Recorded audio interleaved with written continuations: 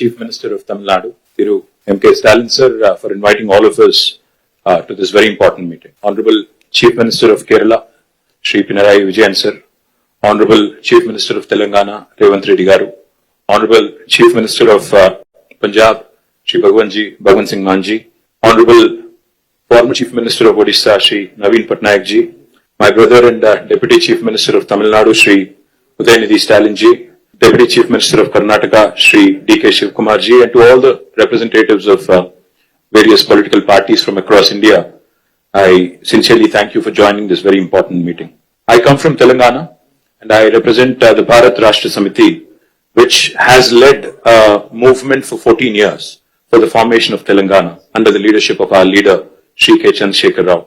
When Mr. Vijayan spoke about tyranny of majority, sir, we understand what exactly it means to come out of a larger setup and create a small state. We fought against Delhi, and we fought against the forces for about 14 years to achieve our dream. A long fraught battle it was. We of course draw a lot of inspiration from the people of Tamil Nadu on how to preserve our identity and fight for our rights in a federal setup, because the whole Dravidian movement is a beacon of light for all of us across the country in terms of fighting for our rights and fighting for our spirit. We of course also are aware that the 5 South Indian states are at the receiving end, as was enunciated by Shri Vijayan ji, Shri Revanth Reddy ji, and also eloquently by D.K. Shivkumar ji, of the Union government's policies.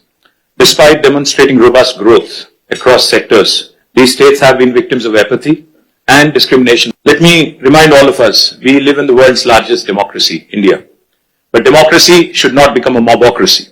We cannot let numbers dictate terms. We cannot let numbers dictate policies. While any true federal government would incentivize high-performing states, we have a dispensation today in India that rewards laggards and penalizes achievers. South Indian states, we all know, have been pioneers in administration, in education, in economic production, yet we are penalized with reduced political power.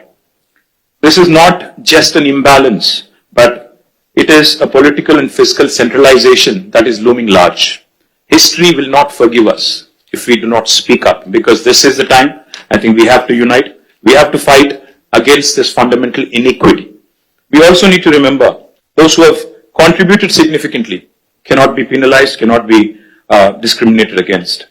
Despite contributing to 36% of India's GDP from the 5 southern states, we are receiving smaller share of central resources, which is also raising a huge concern on fiscal centralization. Delimitation will also create a situation where fiscal resources will also be centralized, much to the chagrin, much to the detriment of South Indian states. If we allow this to continue, I fear that as South Indian leaders, we will be doing a great disservice to our future generations. So history will not forgive us, let me repeat, if we do not speak up now. Discrimination against the South is not a new phenomenon. However, it has reached alarming proportions in the last 1 decade. From forcible imposition of Hindi to projects like bullet trains only being confined to the northern part of India, Union government's initiatives are clearly discriminating against the southern states. To make matters worse, the BJP-led Union government is now attempting to implement delimitation on basis of population, adding insult to injury. I'd like to begin by quoting a renowned jurist who once famously said, "A true federation does not allow any region to dominate another, nor does it permit the dilution of democratic representation based on transient factors." So if Lok Sabha seats are increased on population basis, it could prove detrimental not just to South India but also to our friends from Punjab. If not approached cautiously, if not approached with utmost caution, this could impact India's federal balance and heighten regional disparities. We all are Indians first, and then I think we have sub-regional identities, and we cannot have that be challenged. India is not a collection of administrative units. It is a pluralistic, ethno-linguistic union of states. We are unlike any homogeneous composition like China or Russia. We certainly are not against money being given to lagging states or backward regions, but the fact is, we are not against money of central government going to some states, but we are against hegemony. We are against this superior feeling that, one region is above another. As we are all aware, as was mentioned by all the leaders here, The freeze on seat allocation happened in 1971 after the census.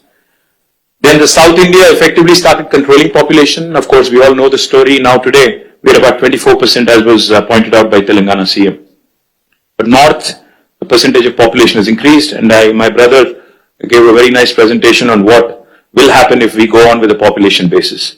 The only point I would like to make here, if seats are redistributed purely on pro rata population basis, states that have failed to control population will be rewarded, as was put eloquently by Vijayan sir. This is a perverse reward for somebody who has not performed and for somebody who has diligently followed the guidelines of Government of India. Punishing us with reduced representation is certainly discriminatory. India's democracy must be built on progress, governance and economic contribution, not just population. A fair system should reward progress and encourage development in lagging regions. If India has to become a superpower by 2047, 100 years after we achieved independence, we must empower those driving the growth, not silence them. We must empower those who have done well over the last 7 decades and not punish them. Why do we not trust the words of Union Home Minister who says it will be pro rata and nobody will lose representation? I'll give you a classic example of Telangana.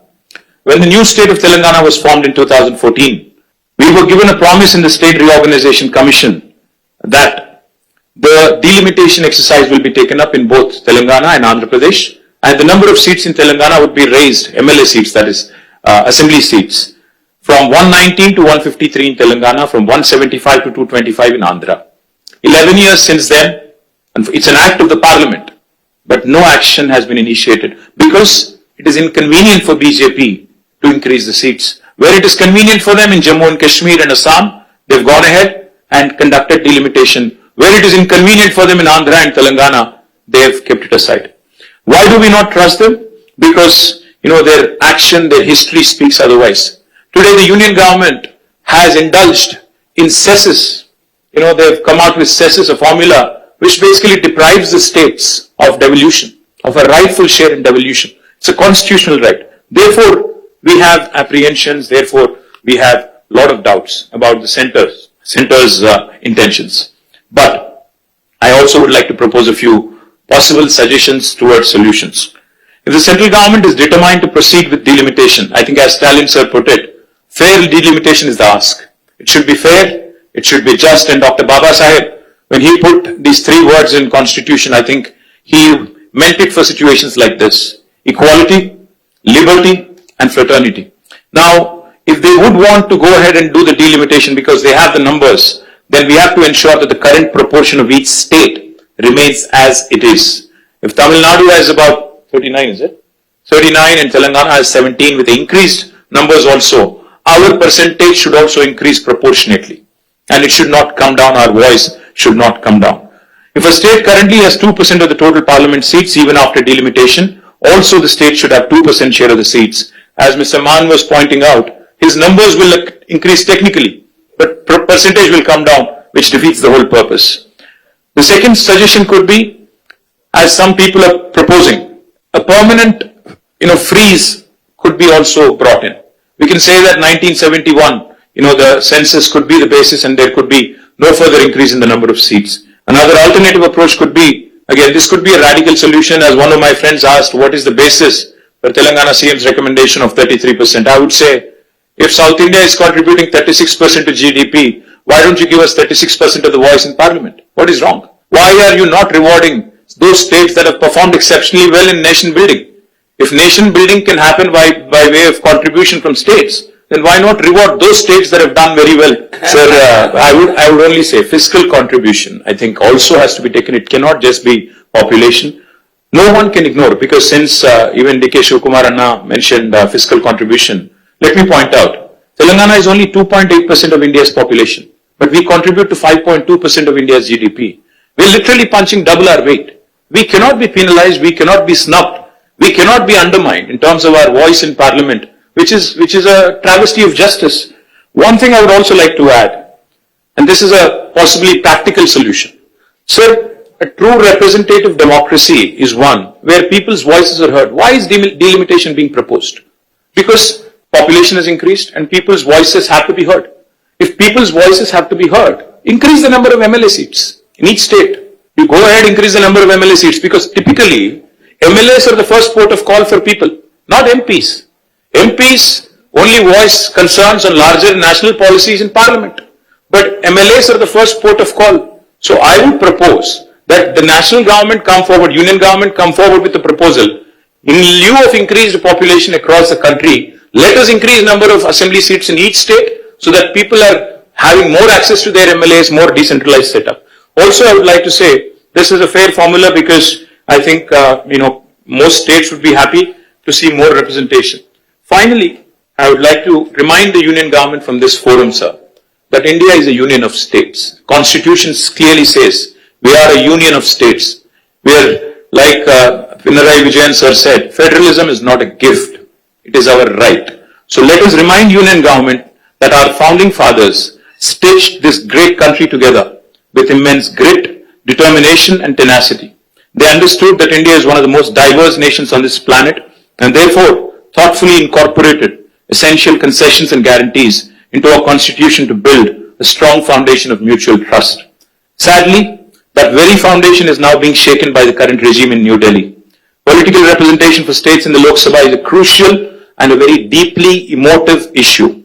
The union government cannot be callous. They must not take any hasty steps without broad and inclusive consultations involving the people, political parties, state governments, independent activists, people's organizations and civil society groups as well. India has just completed 75 years of its existence. Our national leadership should strive to heal the old wounds rather than create new ones. Union government should act like a big brother, not big boss. As a renowned scholar and statesman once said, the federal structure of India must ensure that no state, however small or large, it could be Manipur or it could be Uttar Pradesh, feels neglected in governance. Finally, cooperative federalism will make India stronger. Stronger the states, stronger the country. Cooperative federalism will make India stronger, not coercive federalism. Jai Telangana, Jai Hind. Thank you, Stalin sir.